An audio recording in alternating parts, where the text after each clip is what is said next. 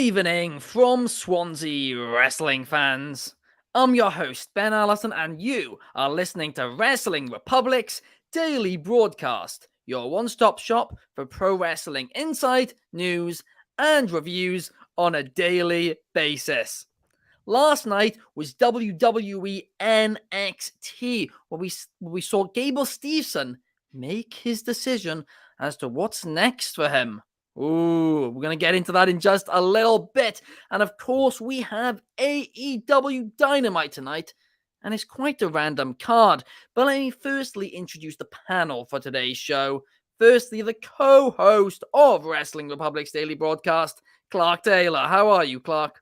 I'm stoked to be back once again. It's RC Wednesday as usual. It's always good to be here on a Wednesday, and we've got plenty to cover, not just Gable, but Dynamite as well. It doesn't get any better. It absolutely does not. And Clark, you've typically done it. You've spoiled our guest because we have the other RC, Robert Chaos, here today. How are you, Chaos? What's up? It's been a minute. Yes, happy Wednesday, everybody. You know what that means. And also another little fun, well, not really a fun fact, but we are just almost a month and a day away from All In, baby. Oh, yes. I'm counting down the days. Can't wait. So, yeah, I'm on the perfect show, AEW centric. Let's get into it. Absolutely. And of course, we can't do the Dynamite preview without the Dynamite reviewer. We've got David Sheldon in the house. How are you, David? Oui, bonjour. Hello, everybody.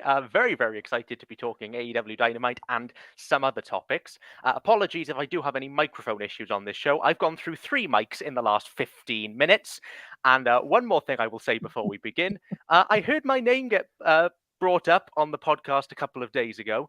I shall take the moral high ground and not respond. And I will simply say, I'll see you on Saturday, Ignacio. Yeah, Oh. I love that. And I did not see bilingual coming either, David. By the way, that one. It's the only thing I know. We won't. Don't ask me anymore. No more sentences in that one.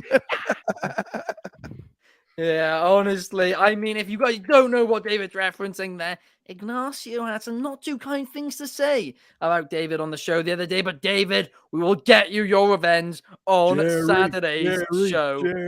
Sorry. But let's get right into things and let's talk an Olympic gold medalist. And no, we're not talking about Kurt Angle. We are talking about Gable Steveson, who, of course, WWE signed a few years ago now in 2019 under a next in line deal. However, nothing really came from it until now.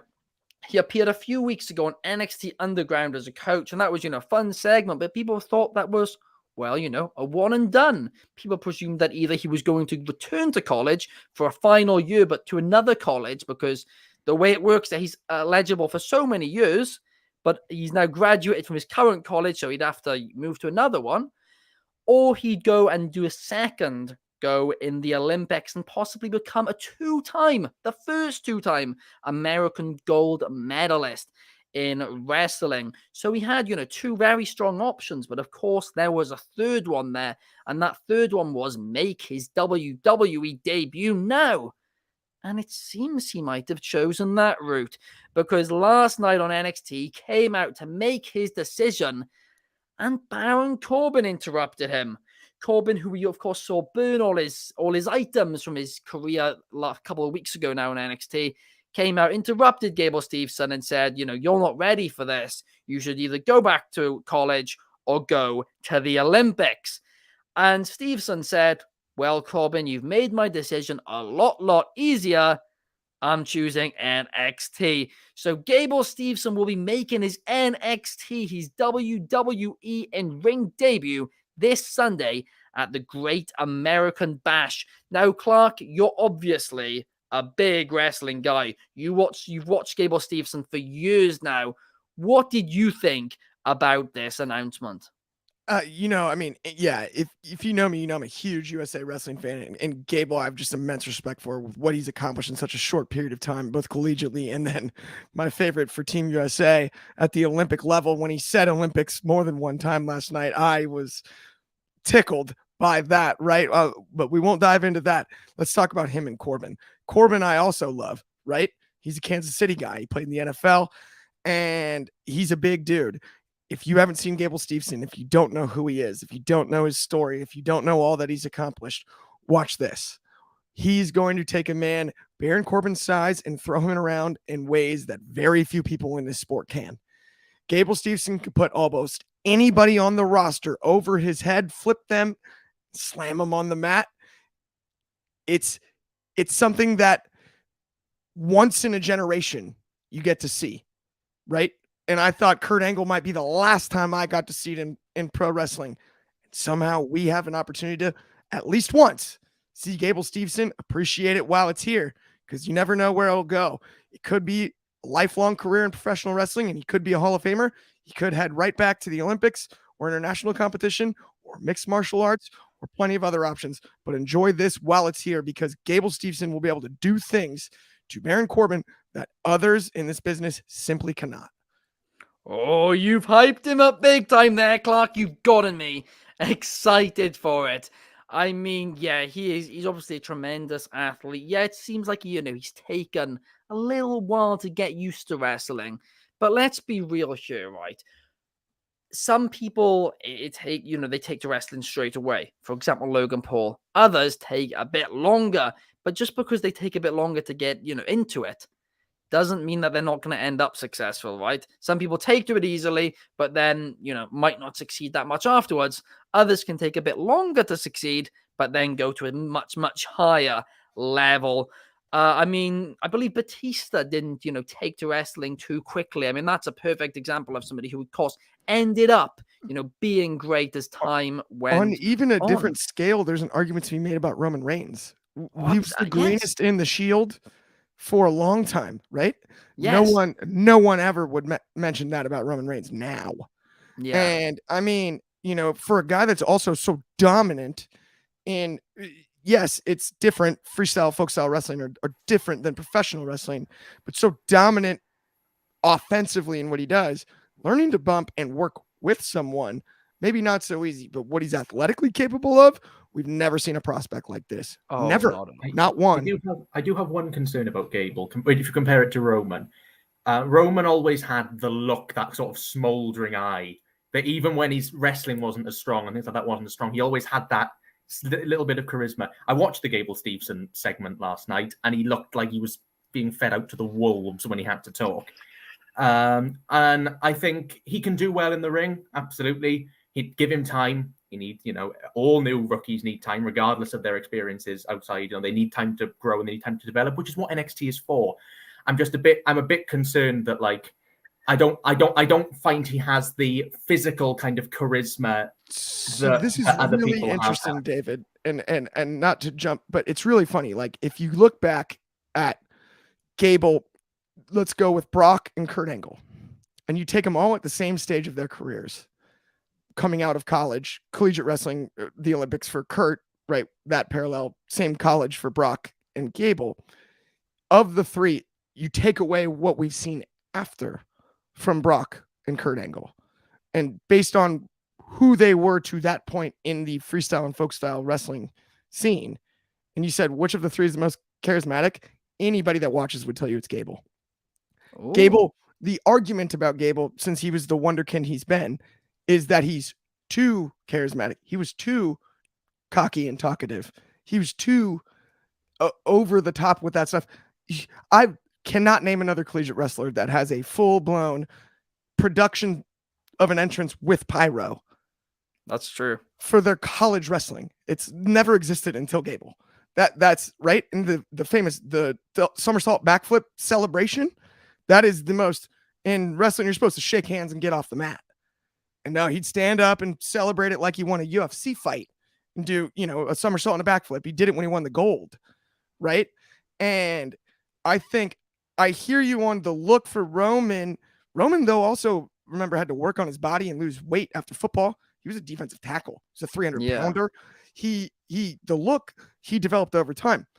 Gable, the look in his eyes when he competes in the Olympics, I mean, I don't know anyone that I've ever seen scarier. to be completely honest. I don't know that he looked like that last night in the ring, to your point, David, right? So I'm not trying to like bury the point you're making in his first shot on the mic. Yes, I agree. He definitely did look a little bit uneasy at times, not totally sure.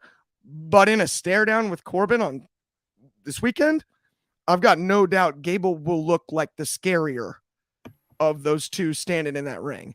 I'll reserve judgment till I see him in the ring. Fair enough.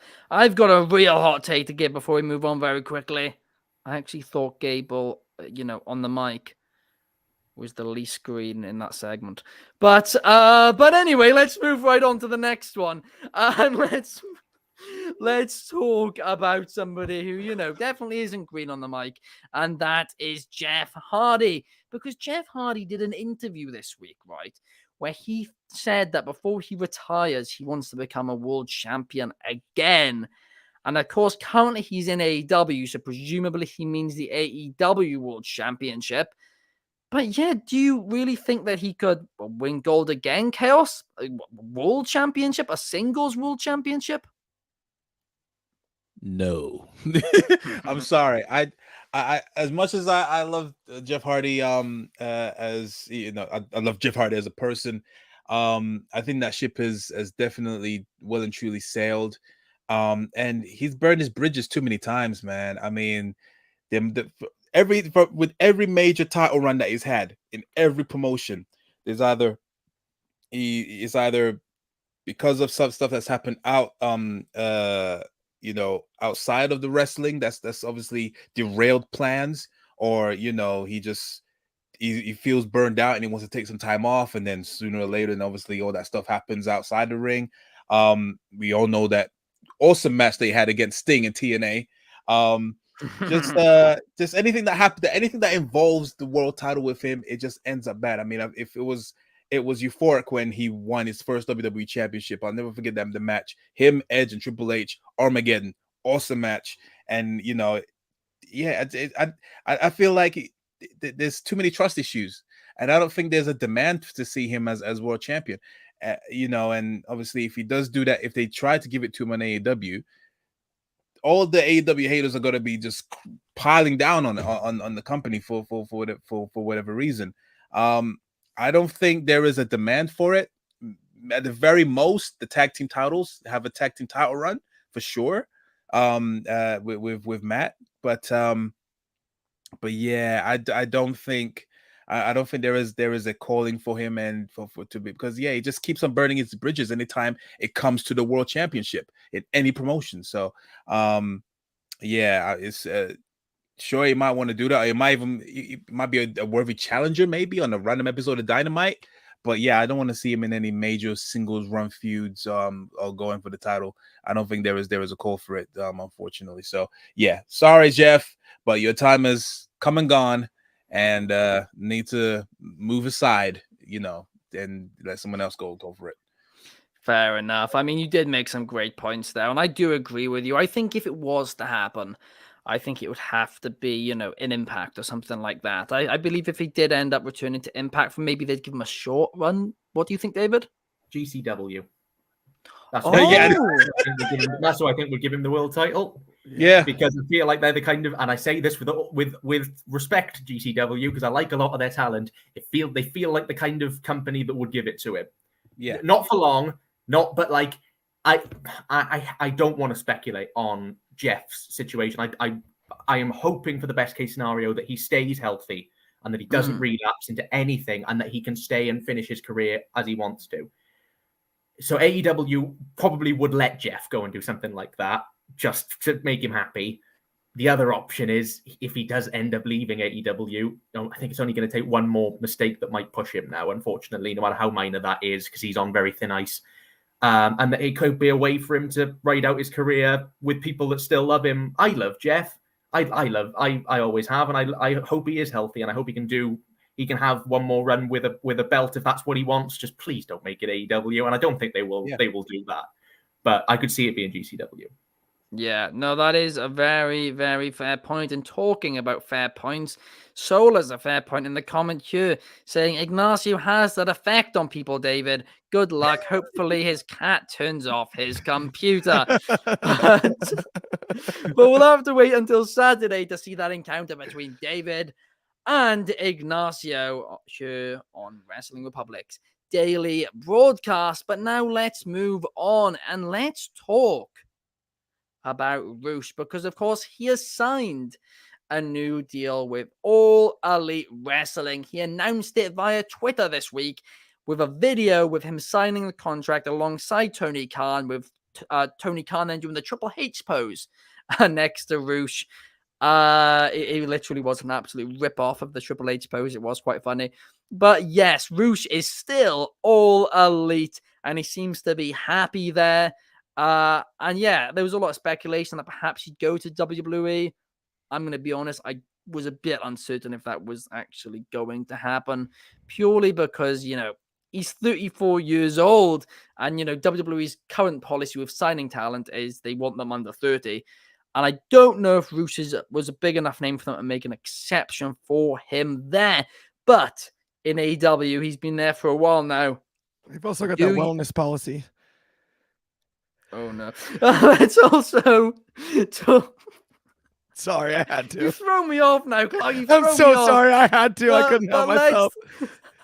But David, what do you think about Roosh signing a new deal with All Elite Wrestling? And do you think it's probably the correct decision for him?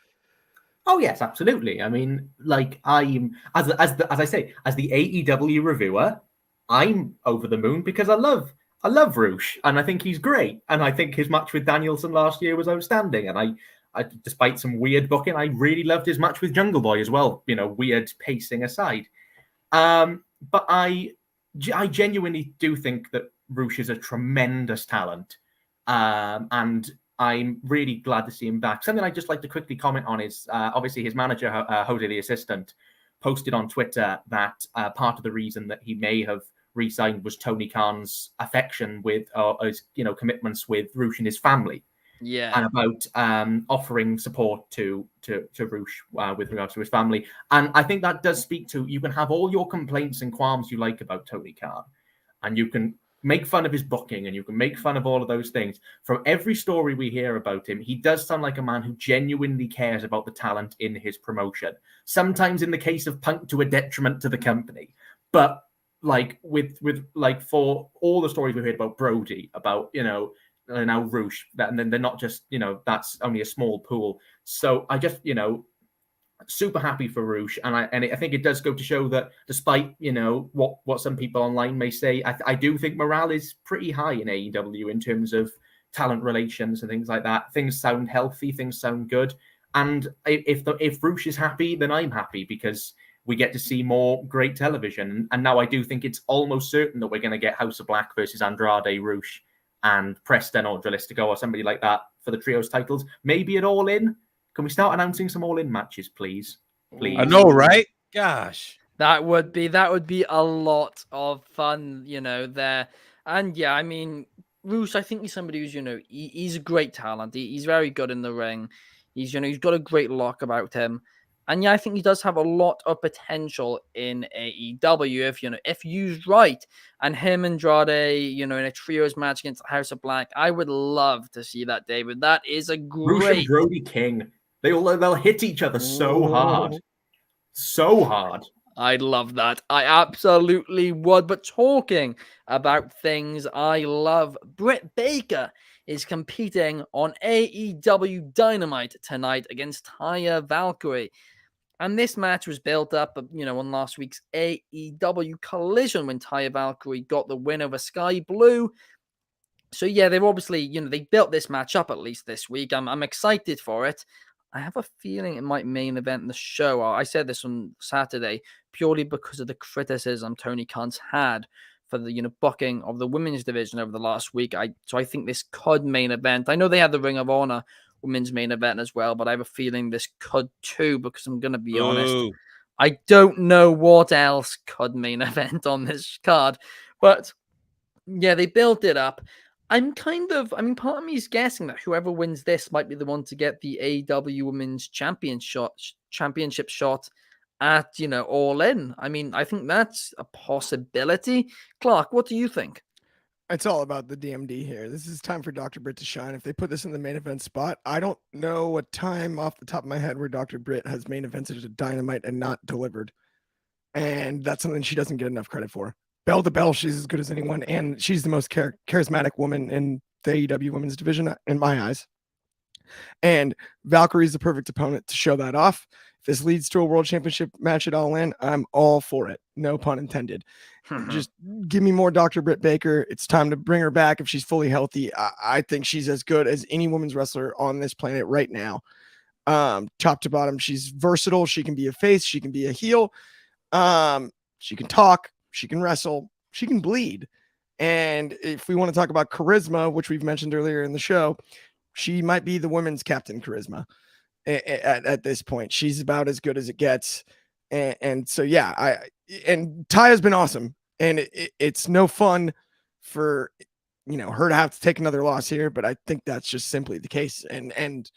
But it needs to look good. It needs to have the time. It needs to be a slugfest, for lack of a better way to put that, right? It needs to, look good for both, but at the end of the day, it needs to be another Britt Baker awesome match. And I think she'll deliver once again. She kind of always does. Yeah, that's true. She always does. She's very, very consistent, Dr. Britt DMD. I mean, yeah, Britt Baker versus Toni Storm at All Out. I could see that happening for the AEW Women's Championship. I mean, it would have been nice to see Saraya in a big women's championship feud or something heading into the London show. I saw something I saw something suggested on Twitter that I quite liked if they really want Saraya on the show. Saraya versus Statlander. Ooh. It's a heel versus face match. Saraya can go in, lose, because she's still on the card. Because Toni Storm's a heel, so you can't have Saraya versus Toni. So it's a nice consolation, I suppose. I guarantee you it'll be a buy-in match, but it'll still be a match. No. It'll be main card Saraya in AEW. Best friends London. And them they're buying, but yeah.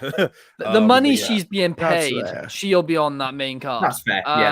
Especially in London, right? I mean, Maybe I think anywhere she's just paid so much as well. Maybe it's just my opinion of Tony Khan's booking of the women's division is so low that I assume just assume it's a 0-hour match. Yeah. But we all narrowly just make it to watch it. You're like, wait, no, they might actually book one on the main card this time. Please, Tony, please. Oh, let's hope so. Let's hope there's 2 women's matches at All In, at the very least. I mean, it's the bare minimum at this point, and that's, again, like you complained about in your review last week, David, the bare minimum right now is not even being reached. And 60 seconds. 60. Takes me less time to boil my kettle. Takes me more time, to boil my kettle. Oh, I was going to say, you have a really nice stove. Yeah, I'm about to say, isn't it? I was like, very modern, very modernized. Like, whoa. I was like, what model did you get? Send me a message after the show. But it takes me more than a minute. But honestly, it would be a lot of fun if they did do that. I'd be for Statlander versus Saraya. I'm just still a little bit bitter about how Jade lost the title, and it's not fair on Chris Statlander. Hey. She worked hard to get that title, but I'm just bitter about it. I am. She didn't work hard. She just came in for 60 seconds and won. She didn't work hard. Don't try and justify it. But she worked hard to recover. She's worked hard since she's won the damn thing as well. She's had some. No, I get that, Baker, but rate Jade Cargill. She didn't deserve to go out like that. No, she didn't. That's what I'm annoyed about. But Statlander, she did. I don't know if you've seen it. It's one of those things, Chaos, where they should have shown it on Dynamite, but they did this video package it was like a 10-minute video on AEW's YouTube channel where they showed Statlander's, return and all that, and her road to return, and it was brilliant. It made me care about Statlander Still didn't make me care enough for her to, take the belt off Cargill like that, but still made me care a bit more. I think the true complaint here is like, don't get me wrong, I'm fine with building certain things on the internet, but if enough people like Chaos and I didn't see it till you didn't see it till after the Should fact, have been on Dynamite, right? You saw it after the fact, correct? Should have been on Dynamite, and that's where the issue truly lies, is because it's like if you tell a story that no one sees, that's not great, or no one hears, right? No, it's no good for both Jade and Chris in this situation, because it makes Jade look bad because the story wasn't told as we saw the end of it on television, and it does Chris no good because if we know the story, then what happened on TV makes more sense. Yeah, no, I mean, it's very, very true. We're talking about AEW's YouTube channel. Today on their YouTube channel, they posted an hour-long video going through the feud between MJF and Adam Cole so far. It was actually quite an enjoyable video. I watched it. It was all stuff I'd already seen, but, these two were just so entertaining. It's got rewatch value. But yeah, they will be here on AEW Dynamite tonight to cut a promo about their tag team championship shot against FTR. I believe this Saturday, if I'm correct there. Yes. And yeah, so this Saturday, they're going to be getting their tag team opportunity. And I mean, we're going to be, debating over the next few days, will they actually win? In my opinion, I do not think they will, because I'm going to get on to it in just a little bit, but I think there's going to be another team challenging for the tag titles at All In. But yeah, I think MJF, I think MJF's going to turn on Adam Cole basically this Saturday. But Chaos, what do you think about this? This team, it's such a crappy situation. Like I feel like I still feel this thing has got still got so much juice in it. Like still, I actually don't want them to actually turn on each other, whether it's MJF or Adam Cole, whatever it may be. I feel like this thing could actually go for another few months, like this team, because it's gotten over so well with fans. The merch itself has already outsold everything that's been on the store, that's been on the AEW, on Shop AEW since the beginning of this year. Like the shirt that they have, what is it? I'm better than you, baby. It's only been out for 4 weeks, and it's outsold. It's sold more than anything that's been on there since the beginning of the year. That's how massive these guys are. I feel like they should just, maybe just pull the brakes a little and then do something else for All In and All Out, and keep this team going, because they have great synergy. The chemistry is way better than I expected. At first, it was obviously a bit predictable when it came to the blind eliminator, and then they have to work together. Oh, can these two coexist and all that stuff? But the way they spun it around, man, it's like it's one of the most, definitely the segments that I look forward to the most on every episode of Dynamite, and hopefully in Collision. Obviously, it doesn't look like it's going to last that long, because obviously they kind of teased it last week, where Adam Cole was holding the title and MJF was like, oh, smiley, and then the smile completely just dissipated behind Adam Cole's back.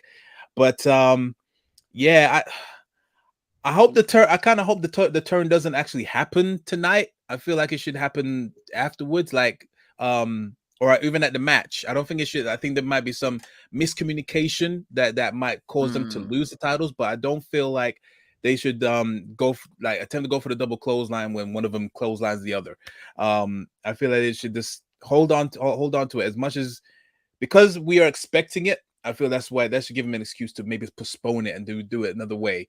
But yeah, me personally, I kind of wish this kind of went on a little bit longer, because I think it's got a lot of juice in it, and then before the turn actually happens, because yeah, and they're good with long-term storytelling, so they could actually do it. Will they? Probably not. But yeah, that's my thoughts on that. But yeah, I hope they don't turn on each other at the match. I think they should hold on to that maybe just afterwards. Fair enough. No, I will agree with that. At the same time, though, then if they if MJF walks out on Adam Cole or something like that, at least neither of them, have been pinned. Well, not pinned, but cleanly pinned heading into their eventual match. So I can see both sides of the argument there. But now let's talk about another championship. Let's talk about the AEW International Championship, which Orange Cassidy has really, really helped. He's helped it mean something. Before he held the title, it was meaningless. I'm sorry, but it's true. I didn't really care about it. When he won the title, full honesty, I cared about it even less. He has proven me wrong, and I'm so happy about it.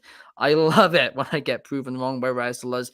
And Orange Cassidy's had a great, great reign. Well, his great reign will continue tonight on Dynamite as he defends the title against AR Fox.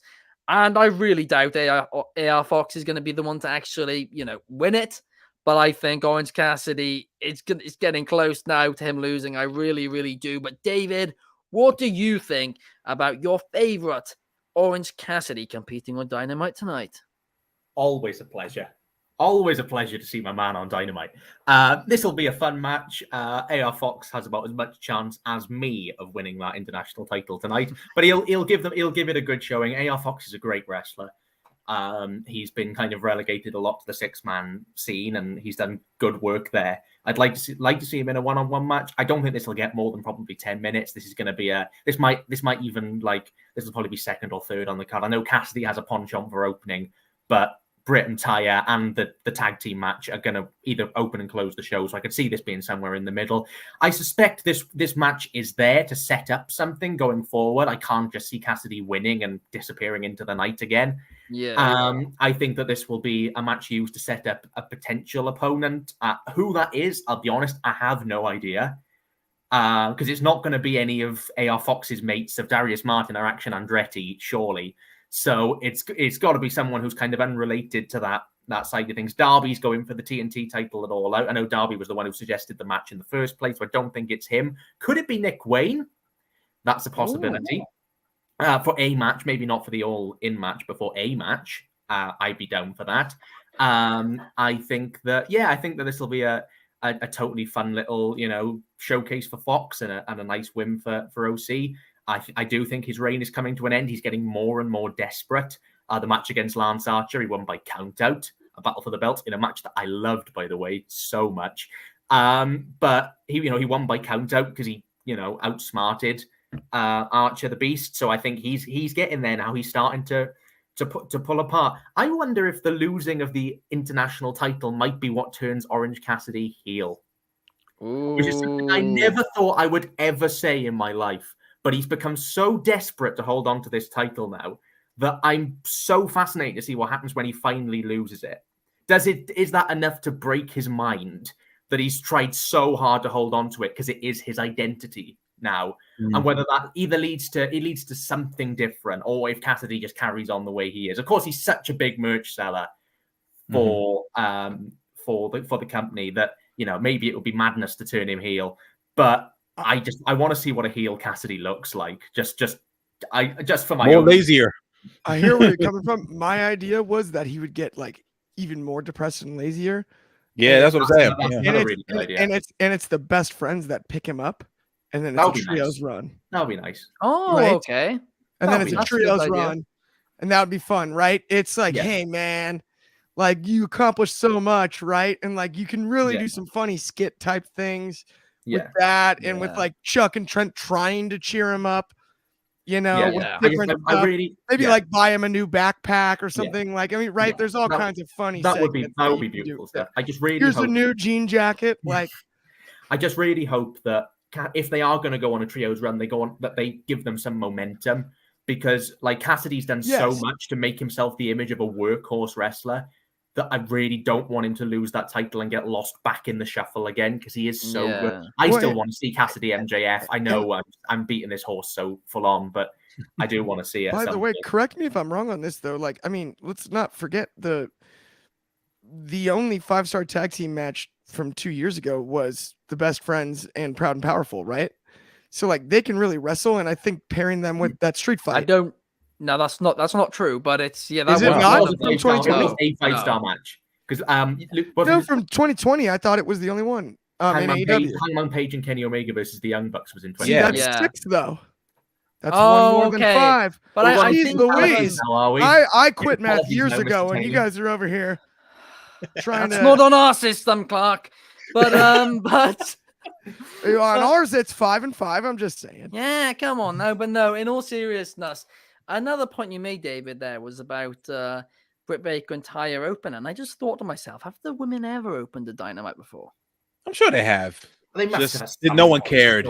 Yeah. And just to say, like, I wasn't like don't specifying. No, I just think Didn't- one of didn't- those. No, I two know. matches I'm was just one or thinking to two years myself, I old. can't remember a single time. Didn't Rio Nyla open for the title really early in AEW? Yeah, I I believe think that they did. Oh, I was- think you're right. I think they did. See, look, I'm back on track, guys. I made a mistake there earlier, but I still got it. He's back in business just in time for the main event segment because in pretty much the most random, it's currently advertised as the main event, but I'm going to be honest, AEW advertise stuff as the main event every week and then end up changing it. So I probably won't be. But Moxley and Claudio Castagnoli are challenging the Lucha Bros and the Best Friends in a triple threat tag team match. This is the most random thing I've ever seen. I'm not complaining about it because it's, it'll be fun. I'm absolutely certain of that. I love all 6 guys. So my only guess is that Moxley and Claudio are going to win this. And then at All In, it's going to be FTR versus Moxley and Claudio. And that's why they're doing something so random like this. It's because they're like, oh, shoot, we need to build up Moxley and Claudio because we need somebody for FTR, or more likely, we need somebody for Moxley and Claudio to face at All In. Okay, let's team them up and put them against FTR. Adam Cole MJF main event of the show. That's what I'm guessing. Clark, what's your perspective on this one? It weirds me out every time I've ever seen a triple threat tag match booked not for some titles. Like, what's the point? And right? Like, wouldn't you want to beat both teams? Maybe make it an elimination match would have been cool. Yeah. That would just logically in my head, I can't wrap around why you would have you can lose without losing stipulation and there's not a belt on the line. Just doesn't add up. Other than just let's get 6 bodies in the ring. Don't get it. And I truly still think that where the money's at, Chaos mentioned it earlier, Max and Adam Cole for a couple more months, and Max and Adam Cole against FTR. I don't mind that at All In. I have no problem with it. We need a world title match at All In. We don't. We do We not. do. Business-wise, we do. We don't. We don't. FTR, if they're going to call themselves top guys and they can't headline Wembley, let's put it this way. The last time they went to Wembley, do you remember, Ben, what the headliner was? Because it wasn't a world title match. It was an intercontinental title match between Bret Hart and the British Bulldog. But this is history repeats itself. There's no reason it can't work again. They sold it out with the Intercontinental title. Why can't they sell it out? I'm not worried. I'm not worried. I think it's the best name or the best match you can make. I'm not worried, by the way, just to be clear here about the drawing power of it. I think Wembley's selling it regardless. Yeah. My issue with it is this event is going to be seen by more people than it's ever been. Like the promotion for this, even in the UK, it's going to be huge. People are going to tell their friends, in America, or AEW doing a stadium show, see they're a legitimate, promotion. And then, so it's going to be a lot of people's first AEW show, right? It's going to be probably the most watched AEW show ever. And I'm going to be completely honest here. I don't know if they're ever going to beat it again. Hopefully they do, but I don't know. If they do not have a world championship fight main eventing it, they are shooting themselves in the foot business-wise. I disagree, because if FTR and Adam Cole and MJF put on the best tag team match we've seen in years, which is very a lot possible, of casuals don't care between a 4-star and a 5-star. Totally agree. It's not about star ratings on this one. This is pure entertainment. Let's get rid of the math part. Dance break. You come out of this saying, did you guys see this tag team match between MJF and FTR? They didn't even have a world title match, but the world champion MJF, can't wait to see him against this guy and that guy. If we're talking about new fans, how you're going to view it, doesn't matter if it's the world title or the world tag team titles. If you're a complete outsider and you're going to watch this pay-per-view and this is your intro to wrestling, in your mind, logically, the world tag team titles are on the same level as the world singles title. Everybody's got right. a little That's bit a of an wrestling idea, fan thing, though. I'm sure. But at the same time, if you're a lapsed fan that doesn't watch WWE and you're coming back and you go, wait a minute, they've got this tag team rivalry that's got this backstory. You've got all these big names. Everybody's into it, and you put on an awesome match. I don't think it matters which of the belt is on the line. I mean, night one of Mania, without question, was the better of the two. And which one main event in that? Well, that's right, the tag titles, right? Fair enough. That's a good point. But Chaos, I'll send this to you now. Who do you think's winning the main event tonight between Moxley and Claudio versus Lucha Bros versus the Best Friends?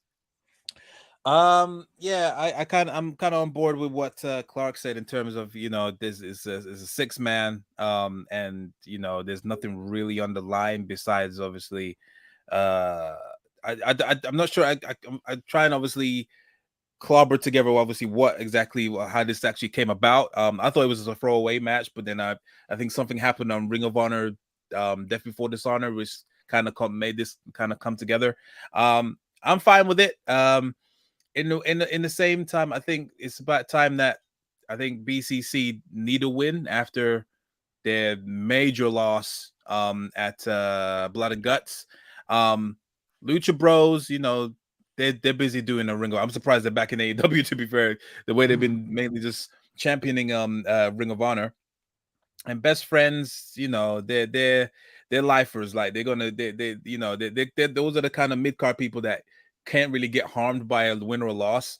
So I think this is I don't know what this is gonna really mount up to, or where they're gonna follow up on this, but the likely winners will be probably Moxley and Claudio, in my opinion. But just quickly run off exactly what whether MJF should defend the title at All In.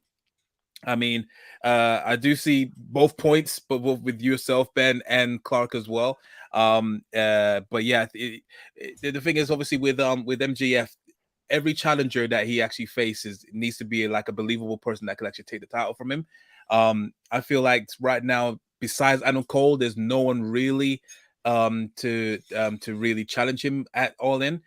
And if Adam Cole was going to challenge him, it would most likely be at All Out.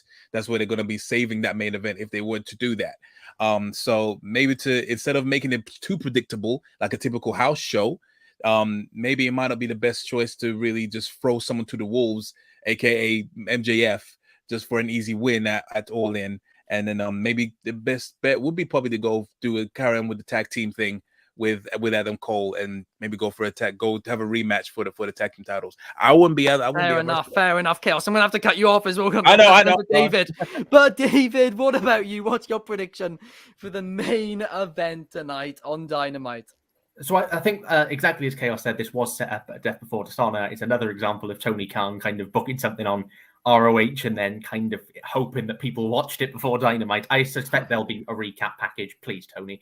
I'm really excited for this match, though, because they're three of my favorite teams in the company doing some great work. I think that this is I think Moxley and Claudio will win, but I do think this is pinning the Best Friends. But I think this will probably lead somewhere down the line to Moxley, Claudio, and Yuta versus Lucha Bros and Pac. Of course, Pac is currently out defying gravity tonight on our. There will be so many puns on Dynamite review tonight, you have no idea. So he's gonna beat gravity, I imagine, quite easily, and then they're gonna work it in because Pac obviously has unfinished business from Blood and Guts. He finished it with Claudio, but I still think that there's more to this because obviously Yuta helped Claudio win against Pac. So I think this is going to be a 6-man tag. Be it Dynamite, could be All In. Get Pac on the show. He's British. True. And it could be I think this 6-man's going to be terrific. No issues at all with the 3-way tag. It's wrestling. I love wrestling. I love these teams. Inject it into my veins, please. My only question on it is why are the Best Friends involved? Because I think your logic might be completely. They need right someone there, to David. take the pin. That's true. Yeah. That's true. Also, it's nice to see the Best Friends be given something because they were AEW originals and they haven't had as much to do, and they're so good. So it's just nice. I like seeing them. Fair enough. Street fight. We all loved that street fight.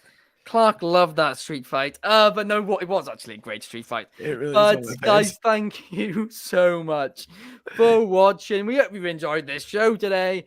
If you did enjoy it, please hit the subscribe button on YouTube and a cheeky thumbs up as well, along with a cheeky 5-star on Spotify. Those are very much appreciated. We love our audio-only listeners.